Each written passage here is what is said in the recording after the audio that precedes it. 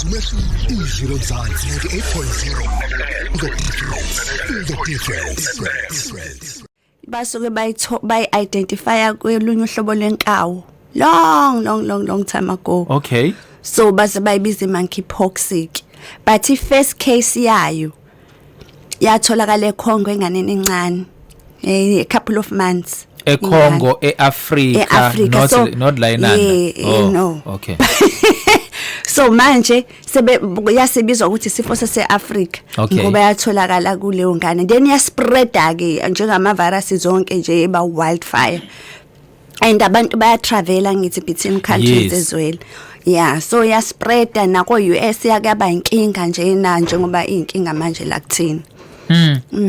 Yeah. Okay, ukuthelelana kwayo ithelelana kanjani? Through mhlawumbe ukukhwehlela, virus ingene komunye umuntu or mhlawumbe through icontact ezinokuthintana kanjalo ithelelana kanjani? So ukuthelelana kwayo ke if umuntu okay angithi uzofika ithola umuntu le virus ingene egazini but before iveza ama symptoms iqala ihlale nje egazini for up to 14 days engagule nganalutho. Should 2 weeks low. 2 weeks low. Then bese yaqala ke manje abanama symptoms sore throat, myalgia, ubuhlungu bamamase nani. Then ngaleso sikhathi sithi thina viremia meaning ukuthi ivirus egazini lakhe siningi kakhulu so uthelelana fast strong at that point. So mengase aspite nje wakhuluma awudinga ukuthimisa ukuze uthola ama droplets esaliva. Yabo masixoxa lithi ubona abantu bebexoxa ngathi kunama droplets imvula nyana.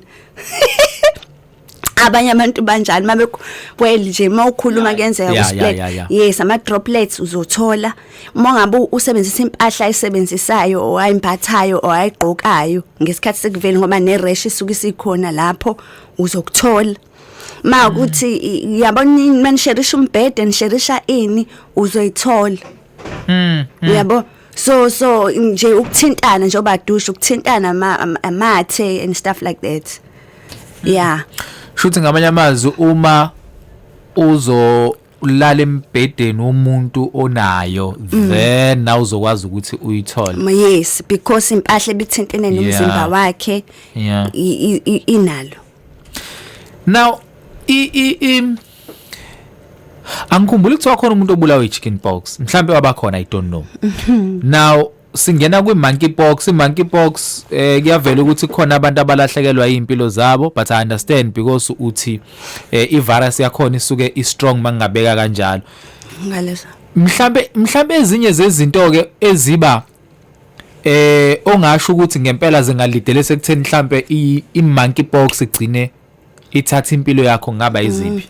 Yeah, so you see ama viruses zonke lawo abalayo including na i-monkeypox akufanele kubulale kuyayiphelela anyways because remember i-virus awazi ukuyibulala even utreat awusungatreat ukubulala i-virus unlike ama bacteria usukutreata ukuthi address ama symptoms lawa abapresenta ngawo. So kuyenzeka ke with all of them kuyenzeka ukuthi ube nama complications agcina esethatha impilo yakho. Kodwa if umuntu o healthy or immunocompetent meaning awunasifo emzimbeni esicindezela amasosha akho already ku unlikely ukuthi ushone ubulawa i-monkeypox or chickenpox. In fact smallpox isona sasibulala kakhulu ngesikhathi sikhona. Isona sasisevere kakhulu but chickenpox no monkeypox should not kill you because unako ubulawa ukuthi usube nama complications and lama complications isikhathi esiningi enzeka kubantu abangekho strong enough emzimbeni yabo from other illnesses abanawo. Okay. Truth immune system yabi weak weak so ingakwazi ukumelana nale infection esegazini. So abantu babulawa ama chest infections mhlawumbe sekuthinteka ama lungs sekuthinteke ibrain or encephalopathy sekuthinteka inhliziyo isikhathi esiningi abantu babulawa yilokho. But in fact bonke laba bashonile kwi monkeypox bebe nama comorbidities meaning ukuthi bebe nezinye izifo eceleni. Yes. Kulaba bashonile. Yes. Yeah. All right. Now let's come back to umgomo of i-monkeypox, right? Mhlambe ezodokotela niye nenze kanjani because ngiyakhumbula isikhathi uyichaza le ukuthi uma ugoma kumele bakujove ngali igciwane so that umzimba uzolijwayela igciwane. Mhlawumbe ungathi ukuthinta lapho uyongena kuyona le yayi monkeypox. Ideally umgomo vele in general Yes. uvele usukujova ngalo lelo gciwane kodwa attenuated, meaning ukuthi elibulewe Okay. in a certain extent, Yes. ukuze lizo kwakha ama antibodies so umzimba wakho uzokwazi ukulirecognize leli ngempela mase lifika. Yeah. Yabo, so uyakujove ngalo mjovo ke bese umzimba wakho. Abanye babe nokugula mhlambe babe mhlambe no fever nento kanjalo because umzimba usuku ubona kuyileli gciwane la ngempela bese uyali-attack bese wenza ama antibodies. So mase kwenzeka the next time uhlangana negciwane la ngempela ke manje umzimba wakho uready kulo amasosha basically wakha amasosha ukuthi mani mboneza nimshaya nimlahle phansi. Yeah. Yes. Nikwazi ukumbona ukuthi yilo. Nanku uyena lo nim-attack Oh, yes. nimbulale. Yes. Oh, yes. With the monkeypox unfortunately ayikho vaccine yet. La kuthina especially. Yeah. Like kodwa ucwaningo oluveza ukuthi abantu ababegomela smallpox laba babegomela smallpox bona ama antibodies abo smallpox ayakwazi ukulwa ne monkeypox. Is it? Yes, so ba protected labo bantu ababegonya. So in terms of ukugoma kuye ngizothini ukugoma kuhle but also kuhle ukuthi umzimba ukwazi ukuzakhela wona ama antibodies without ukugoma. So uthe uyakhomela isikhathi kugonyela iCovid kwathiwa sizogoma up to a certain point where the whole community usuzokwazi ukuthi umelane. Yes, so kwesinye isikhathi kuyazenzakalela with infections abama outbreaks kanje but the problem kuba mawukuthi ilo virus ibulala wonke umuntu then ke kubaleke kakhulu ukuthi abantu bayigomele ingaba ukuze ingabi too strong and ibulala abantu. Okay, tell me, iye isebenze kanjani leyo ukuthi kuthiwe kubantu abawu 10 at least makugoma abantu abawu 7 Yes. kusuke kuzoba ngcono? Does it mean sekutheni laba abawu 7 bazothelela laba abawu 3 nabo bagcina immune system yabo isi strong? Ngizama ukunderstand, ngibuza from a perspective yomuntu who doesn't know anything. Yeah. Ngendaba yezifo nemgomo nani. So the more abantu begomile kunalaba bangagomile, the more everyone is protected because it means ngizothini ngazibona behanja nje ngolimo ngendlela ezo understandeka. Ungayibeka nangengisho it's like I cross protection. Okay. So laba mebengabathelela laba ake ababaningi abazogula, ake ngimfake kanjalo, ababaningi abazogula because baningi abagomile. Okay. Kanti mekuthi baningi abancane abagomile kodwa baningi abangakagulo abangagomile, then it's a problem ngoba kushuthi baningi abantu abazogula bagcine beshonile because of the whatever the concern is at that point, low virus esuke so bancane abazogcina betheleleke bagula kunalaba abangeke bagule. I don't know if it makes sense. No iyazwakala. And then kuleye monkeypox ngokujwayelekile obani abantu ababa sengcupheni yokuyithola. Now umbuzo wami again ngubuza kwi angle ethi uma i-monkeypox kuthiwa ibulali kodwa uye ucindezelwe izifo vele usuke unazo ngenxa ukuthi amasosha akasuke weak. Then by saying so kushuthi abantu asebethe ukukhula ngokweminyaka, abantu abaphila nezifo yoshukela yo BP abanezinkinga yezinso nani ababa sengcupheni compare nabantu abasebasha. Yes. So okay, so in terms of abantu abasengcupheni ukuthi babe nama complications, remember ukuthi udinga immune system ukuthi be strong ukuze ukwazi ukubhekana nezifo, and zonke lezi zifo zi-attack i-immune system vele.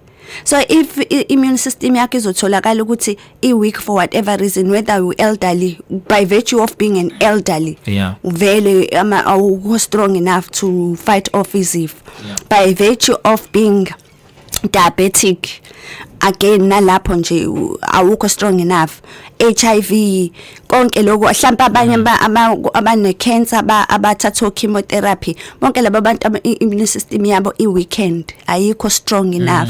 So mangase bethole for example ukubona mhlawumbe umuntu athola monkeypox kungenzeka ibehave ngendlela severe than it usually should ngoba kahle kahle monkeypox should not kill anyone. Okay. Monkeypox njengoba usho nje chickenpox obani it's less severe than smallpox lesi kade ngisisho eqaleni. It's I viral infection ekufanele umzimba ukwazi ukulwa nayo iphele kuphele kanjalo but mangabe ukuthi weak for one of the reasons esengibalile then that's when uba nama complications but with abantu laba akade khulunywa ngabo asebeshonile akekho elderly kubona. If I remember akekho ngoba most yabo abantu siyazi ngabo. So kodwa bebe nami nje bade ngisho ukuthi khona okunye okade kuhambisana nokugula ngaphezulu. Okay. Yes. But sengisho ukuthi if u strong normal awugula indawo awuna lutho nje oluthika mezimpilo yakho kufanele ukuthi ukwazi ukumelana nayo monkeypox le umzimba wakho ukwazi ukuyinqoba. Okay. Le topic namhlanje sivale ngokuthi ke asinikeze umuntu ama tips so that ezokwazi ukubhekana naye monkeypox should kwenzeka mhlawumbe umuntu uyasola ukuthi une monkeypox or mhlawumbe usenaye monkeypox izinto amele ke ukuthi azenze nokupreventa ke indaba yayi monkeypox. Yeah, so umuntu oyisola ukuthi une monkeypox ngamba ubona nodokotela.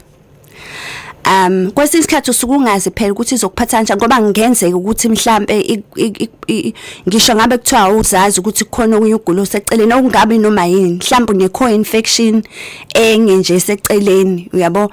So uhambe uyobona udokotela nje sokuma uhambe ubona udokotela ama signs akhona uba ne fever ube ne sore throat ukhwehlela abanye bakhwehlela ube ne rash ugule nje kuma ngathi umkhuhlane ongawuqondi uhambe uyobona udokotela. Number 2 mosuza uzazi suwazi ukuthi une monkeypox kufanele ungahlangani nabanye abantu ungabi angathi kubhlungu wona ngoba phela you are highly because you are highly contagious kusho umuntu ozosendelana nawe nayo sengcupheni ukuthi ayithole. Indlela yokuthi sicontain ukuthi ube ususe eduze kwabanye abantu ngoba if uzoba seduze kwabanye abantu baningi abazotheleleka baphume bathelela abanye nabanye bathele gcine sekuyichaos njenge COVID yabo. So uzama ukuthi ungahlangani nabantu abaningi impahla yakho ungayisherish nabanye abaningi futhi sengathi ngawashwa even yodwa nokuthi ungalokuthinta i-rash yomuntu onayo ngoba leyo rash inayo le virus eningi. Angazi ukuthi futhi ngoba nama droplets mayikhuluma futhi yakhona lapha fanele afake imask phela ukuze angakhiphela ama droplets komunye umuntu yabo. Yes, but ke in terms of treatment is treat ama symptoms that's it ayikho treatment edirectwe kuyona ivirus ngo but treat lawo ama symptoms ade ngwabala. All right. Yeah. Dokotela ke uZulu. Umsakazo wakhe izilo Mzansi 98.0 ohlelweni lakho ke imbizo. Yo. Madad. Naye le isolation futhi ungathi iyabuya manje. Izinto nje ezithelelana ngokuthintana kanje into ezisiza ikona lokuthi isolate lo muntu for that time period esakwazi ukuthelela abanye kuze kufike in fact kuthiwa kufanele ukuthi izilonda zize ziphele nyanya finish then awusazumthelela komunye umuntu.